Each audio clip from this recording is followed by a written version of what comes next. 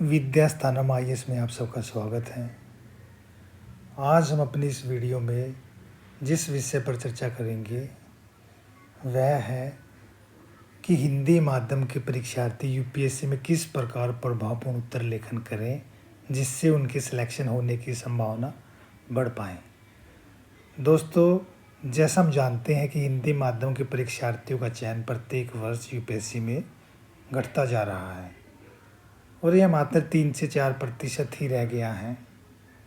तो आज हम इस वीडियो में उन्हीं कारणों पर चर्चा करेंगे जिनकी वजह से हिंदी माध्यम के परीक्षार्थियों का सिलेक्शन नहीं हो पा रहा है। दोस्तों, मैंने भी हिंदी माध्यम के परीक्षार्थियों की जो कि यूपीएससी की तैयारी कर रहे हैं लगभग हज़ारों कॉपियाँ चेक की हैं, जिनको चेक करते वक्त मैंने पाया है कि अधिकांश अभ्यर्थी प्रश्न की मांग को बगैर समझे ही अक्सर उत्तर लिख देते हैं और उत्तर में वे भटकाव का शिकार हो जाते हैं, जिससे कि उन्हें वो अंक नहीं मिल पाते जिनकी चयन होने के लिए ज़रूरत होती है। साथ ही उनकी प्रस्तुति, उत्तर लेखन की जो प्रस्तुति होती है काफ़ी औसतन होती है। ना तो उनमें मानचित्रों का वे प्रयोग करते हैं, ना ही टेबल, चार्ट, ग्राफ आदि का, जबकि इसके उलट इंग्लिश मीडियम के जो अभ्यर्थी हैं वो इन सभी चीज़ों का काफ़ी हद तक प्रयोग करते हैं। दोस्तों, आपकी उत्तर पुस्तिका जांचने वाले परीक्षक के पास आपकी कॉपियाँ जाती हैं। अगर आपने अपनी कॉपी में अच्छे प्रभावपूर्ण उत्तर लिखे हैं तो आपको अच्छे अंक मिलेंगे। अगर आपने उत्तर औसतन, कमज़ोर लिखे हैं तो आपको औसतन ही अंक मिलेंगे। तो दोस्तों, हमें देखना है कि यूपीएससी में चयनित होने के लिए मुख्य परीक्षा एक अहम कड़ी है और मुख्य परीक्षा में वो ही विद्यार्थी उम्मीदवार अच्छे अंक लाएगा जिसकी उत्तर लेखन की शैली काफ़ी अच्छी है। तो हमें अपने उत्तर लेखन में सुधार करने के लिए रणनीति बनाने की आवश्यकता है, जिसकी हम चर्चा करने जा रहे हैं। तो चलिए दोस्तों, देखते हैं। उत्तर लेखन के मोटे तौर पर 3 भाग होते हैं। पहला भूमिका, दूसरा मुख्य भाग, तीसरा आगे की राय या अपने सुझाव बताते हुए हमें सकारात्मक निष्कर्ष लिखना होता है और चौथा होता है प्रस्तुतिकरण। दोस्तों, भूमिका में प्रश्न की मूल मांग को रेखांकित करते हुए हमें बतलाना होता है।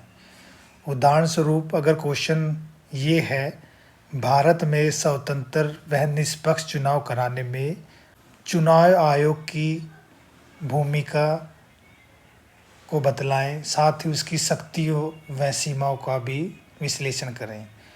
तो दोस्तों, इसमें हमारी जो भूमिका होगी वो होगी चुनाव आयोग से संबंधित हमारे संविधान में क्या क्या प्रावधान दिए गए हैं, जैसे कि अनुच्छेद 324 में चुनाव आयोग संबंधित प्रावधान है और साथ ही चुनाव आयोग का हमें उद्देश्य भी बतलाना है। तो भूमिका प्रश्न की मूल मांग को रेखांकित करते हुए हमें लिखनी है, जिससे कि परीक्षक को बगैर प्रश्न देखे भी अंदाज़ा लग जाना चाहिए कि उम्मीदवार परीक्षार्थी ने कौन से प्रश्न का उत्तर लेखन का प्रयास किया है। और दोस्तों, मुख्य भाग प्रश्न में काफ़ी अहम होता है।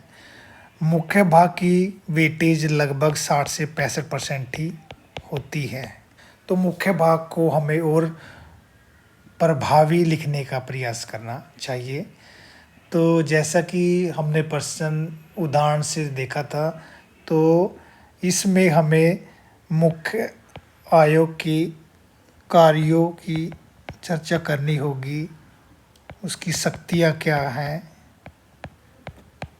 साथ में उसकी कमियों के बारे में, क्या क्या कमियां हैं, और फिर अंत में हमें सुधार के क्या क्या बिंदु हैं, सुधार के बिंदुओं को बतलाना है या अपने सुझाव को को बतलाएंगे।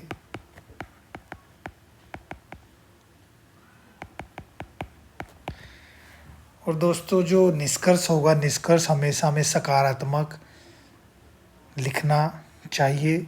निष्कर्ष में हम अपने सुझाव देने चाहिए, और यह सरकार ने जो नीति या कार्यक्रम बनाए हैं पर्सन संबंधित उनको उल्लेखित करना चाहिए।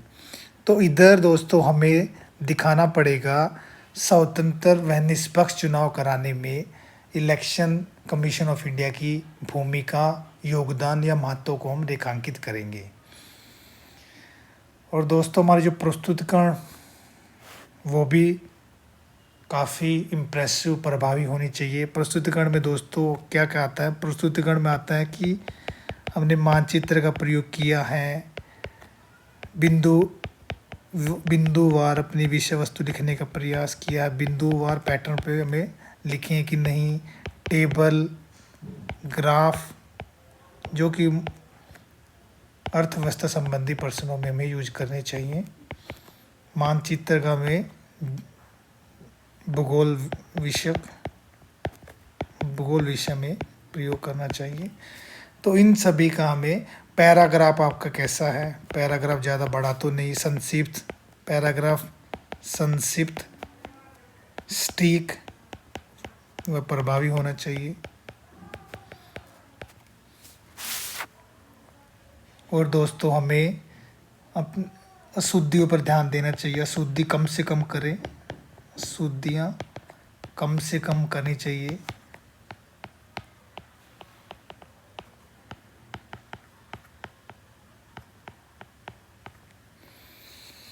अब दोस्तों हम एक प्रश्न के माध्यम से देखते हैं कि एक प्रभावशाली उत्तर कैसे लिखें। तो दोस्तों प्रश्न है, चीन रूस संबंधों का रूपांतरण वर्तमान वैश्विक स्थिति की एक आकर्षक विशेषता है।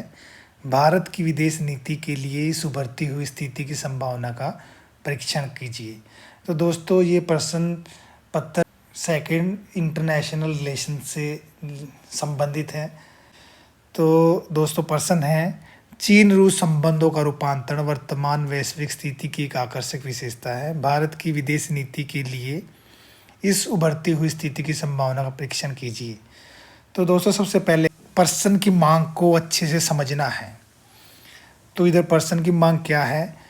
तो प्रश्न की मांग को समझना और प्रश्न में सम्मिलित सभी पक्षों आयाम को रेखांकित करना है। तो चीन रूस संबंधों से संबंधित हमारा प्रश्न है, और इससे वैश्विक जो स्थिति है, वर्तमान वैश्विक स्थिति ने कैसे चीन और रूस संबंधों को रूपांतरित किया है, और साथ में भारत की विदेश नीति के समक्ष ये कैसे चुनौतियां उभार रहा है, और इसको दूर करने के लिए हमें क्या करना चाहिए। मुख्य तौर पे ये इस क्वेश्चन की मांग है ये सभी। तो हमारी जो अप्रोच है, दृष्टिकोण क्या होगा? सबसे पहले दोस्तों हम चीन रूस संबंधों में आए रूपांतरण को संक्षेप में बतलाएंगे कि आखिर क्या कारण है जिसके चलते चीन और रूस के जो संबंधों में प्रगाढ़ता आई। तो आगे हम चीन रूस संबंधों के प्रमुख घटकों का उल्लेख करेंगे। भारत की विदेश नीति के समक्ष इन संबंधों से क्या क्या चुनौतियाँ उत्पन्न हुई उसको बतलाएंगे, और उन चुनौतियों का समाधान कैसे हो सकता करेंगे, और ऊपर के जो हम विश्लेषण करेंगे उसी के आधार पर हम अपनी निष्कर्ष लिखेंगे। तो दोस्तों हमें दिखलाना होगा जो हमारी भूमिका है, इसमें दिखाएंगे हाल ही के घटनाक्रम में पश्चिमी देशों और रूस के बीच में काफ़ी कड़वाहट आई है, जिससे कि उन्होंने रूस पर आर्थिक रूप प्रतिबंध लगाए हैं। तो जिसके चलते रूस और चीन में नज़दीकियां बढ़ी हैं। तो दोस्तों हमारे जो उत्तर की भूमिका में हमें बतलाना होगा कि रूस यूक्रेन युद्ध ने किस प्रकार पश्चिमी देशों और रूस के मध्य कड़वाहट पैदा करी है, जिससे कि उनके मध्य संबंध अपने निचले स्तर पर पहुंच गए हैं, और जिसके चलते रूस और चीन की नज़दीकियां बढ़ी हैं। तो उसके बाद दोस्तों मुख्य भाग में हमें दिखाना होगा कि चीन रूस संबंधों के प्रमुख घटक, प्रमुख क्षेत्र क्या-क्या हैं। दोस्तों, जैसे हम जानते हैं अमेरिका, रूस और चीन दोनों का प्रतिद्वंदी है और दोनों देशों की अमेरिका के साथ काफ़ी मुद्दों को लेकर विरोध हैं। और जैसे हम जानते हैं जितनी भी अंतर्राष्ट्रीय संस्थाएं हैं उसमें कहीं न कहीं अमेरिका और पश्चिम देशों का प्रभुत्व है, जिसके कारण रूस और चीन को काफ़ी ज़्यादा समस्या आती हैं। तो कई मुद्दों को लेकर समस्या आई हैं, तो जिसके चलते भी रूस और चीन में नज़दीकियाँ बढ़ रही हैं। दूसरा पॉइंट सुरक्षा और प्रतिरक्षा है। जैसा हमने देखा कि नाटो का यूरोप में प्रसार, तो कहीं न कहीं रशिया की रूस की सुरक्षा के लिए खतरा था, जिसके चलते रूस ने यूक्रेन पे युद्ध किया। और दूसरी तरफ हम ताइवान को लेकर भी समझ सकते हैं, जैसे चीन और अमेरिका में कैसे तनातनी है। जो जैसा हम जानते हैं ताइवान को चीन अपना राष्ट्र का एक हिस्सा मानता है, जबकि अमेरिका एक आज़ाद और लोकतांत्रिक राष्ट्र के रूप में ताइवान को प्रोत्साहित करता है और उसके साथ काफ़ी सैन्य साजो सामान का व्यापार किया जा रहा है अमेरिका के द्वारा। और हाल ही में जो अमेरिका की स्पीकर नैन्सी पेलोसी की जो ताइवान का जो दौरा था उसने और चीन और अमेरिका के बीच काफ़ी संबंधों को काफ़ी गिरा दिया, काफ़ी गिरावट आ गई है। और तीसरा हम दिखाएंगे संसाधन ऊर्जा। जैसा हम जानते हैं रूस का यूक्रेन पे हमला करने से पश्चिमी देशों ने अब रूस पर प्रतिबंध लगा दिए हैं, जिसके चलते रूस को अपने व्यापारिक सहभागी के तौर पर चीन को प्राप्त किया है और चीन को भी अपनी ऊर्जा आवश्यकता के लिए रूस की काफ़ी ज़रूरत है। तो ये मोटे तौर पे प्रमुख घटक है जिनके चलते इन दोनों में नज़दीकियाँ बढ़ी हैं। तो दोस्तों अब हम देखेंगे कि ये जो नज़दीकियाँ हैं दोनों राष्ट्रों की किस प्रकार जो भारत की विदेश नीति के समक्ष चुनौतियाँ पेश करेंगी। दोस्तों, जैसे हम जानते हैं कि भारत का रूस अब भी जो सैन्य साझो आपूर्ति का सबसे बड़ा व्यापारिक साझेदार है, लेकिन जैसे जैसे रूस और चीन की नज़दीकियाँ बढ़ रही हैं वैसे वैसे रूस सैन्य क्षेत्र में भी चीन को उन्नत प्रौद्योगिकी आपूर्ति करना आरंभ कर देगा, जिससे कि भारत की सुरक्षा संकट में आ सकती है।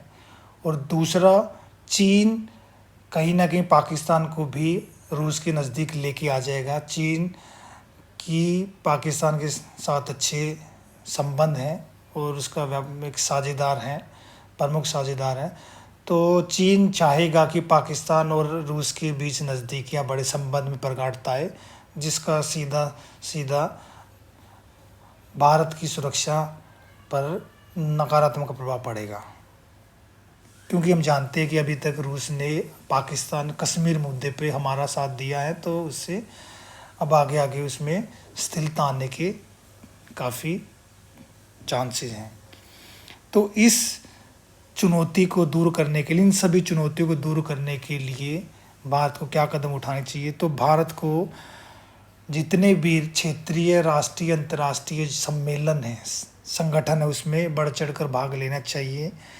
चाहे वो ब्रिक्स हो, ब्रिक्स में हम जानते हैं कि रशिया और चाइना भी है, तो जो ब्रिक्स के प्रावधान है उसको अच्छे से अमल में लाएंगे तो इससे भारत और चीन के मध्य जो अविश्वास दूर होगा और उनके जो संबंधों में सुधार आने के काफ़ी चांसेस हैं।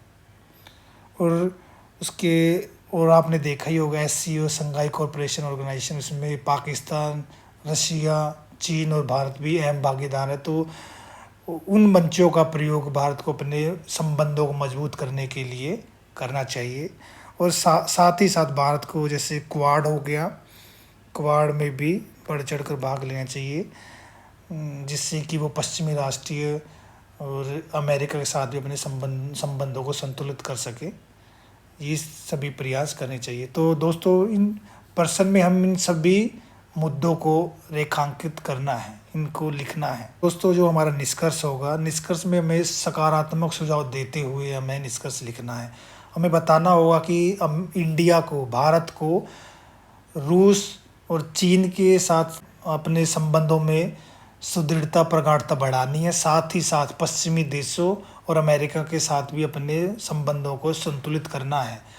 दोस्तों, मैं आशा करता हूँ कि एक प्रभावशाली उत्तर कैसे लिखा जाए इस विषय में आपकी समझ विकसित हुई होगी और आपको निरंतर उत्तर लेखन का प्रयास करना चाहिए, जिससे कि आप भविष्य में अवश्य ही निश्चित तौर पर लाभान्वित होंगे और आपकी यूपीएससी में चयन की संभावना बढ़ सकेगी। धन्यवाद। अगली वीडियो में फिर मिलते हैं।